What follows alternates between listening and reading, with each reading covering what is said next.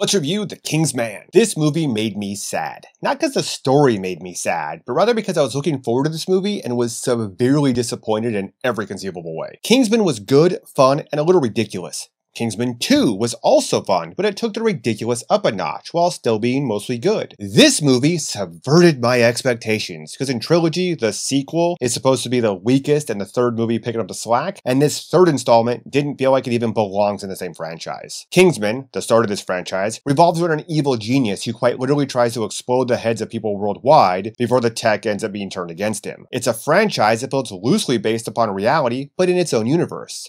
If XXX was the extreme version of James Bond back in the 90s, this is more like the ridiculous British version of Mission Impossible. The Kingsman, this installment in the franchise, is a prequel that attempts to tell a variation on the events leading up to World War I, what with the killing of Archduke Ferdinand and rivalry between the cousins who ruled Germany, England, and Russia. Our hero, the Duke of Oxford, played by Ralph Fiennes, is a war-averse, overbearing father with little to no common sense on screen and a worldwide network of domestic help that just sort of exists. We have people who work in all levels of government worldwide, including the White House, Russia, and everywhere, all servants who are willing to betray their governments and risk the wrath of people like Rasputin in order to send information to the Duke of Oxford. Because reasons. I was expecting to see how this network was built and why it mattered, but instead we basically just get a retcon of the First World War as orchestrated by the Shepherd, a shadowy twist villain which is so boring and overhyped that it doesn't even play like a real twist. By the time we find out the identity of the big bad, we barely even care. The weirdest part of this movie, by far,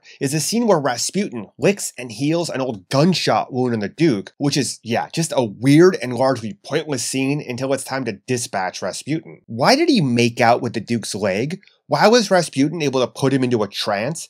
This scene plays so weird for no discernible reason. In stark contrast to that, I actually liked what happened to the Duke's son Conrad, as it was a war tragedy where he, being a legitimate hero, is killed by mistake in what amounts to friendly fire. And the drama in the trench warfare, which led up to that scene, was compelling. But I didn't really expect to watch a take on 1917 a la Quentin Tarantino in a Kingsman-based film. Finally, at the end of the movie, when the Kingsman organization is founded, which is what we were all waiting to see happen, King George V is sitting at the table as Percival, while the US ambassador to England is sitting as Bedivere.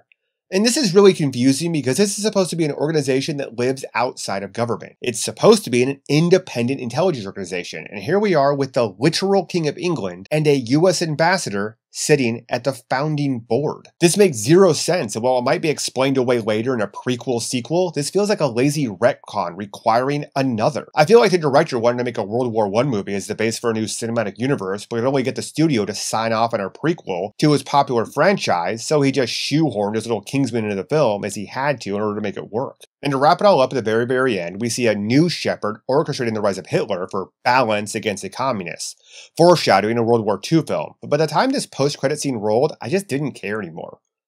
I was utterly unimpressed by this movie in nearly every way outside of the trench warfare scenes with Conrad, and thus I give it a solid didn't like it on the rating scale. 2 out of 5. See you after the next show.